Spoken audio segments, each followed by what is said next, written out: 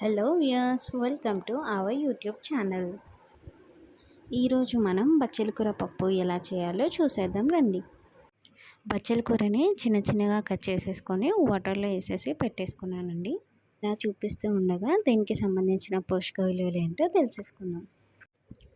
బచ్చల కూరలో vitamin C ఇంకా calcium కూడా ఉంటుంది.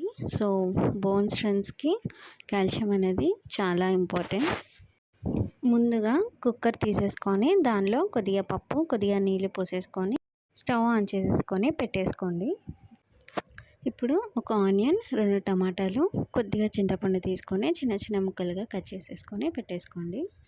నీటిలో కడిగి పెట్టుకున్న ఆకుకూరనంతాను ఉడకబెడుతున్న పప్పులో వేసేసుకొని కట్ చేసుకున్న ఉల్లిగడ్డలు కూడా అందులోనే వేసేసి ఇంకా టమాటా ముక్కలు, దీనిలో కొద్దిగా కారం, కొద్దిగా ఉప్పు, కొద్దిగా పసుపు కూడా వేసేసి కొద్దిగా జీలకర్ర, ఒక పావు స్పూన్ నూనె, ఇంకా కట్ చేసి పెట్టుకున్న వెల్లుల్లి రెబ్బల్ని కూడా అందులోనే వేసేసుకొని ఒక్కసారి గంటతో మొత్తం కలగలిపేసుకోండి.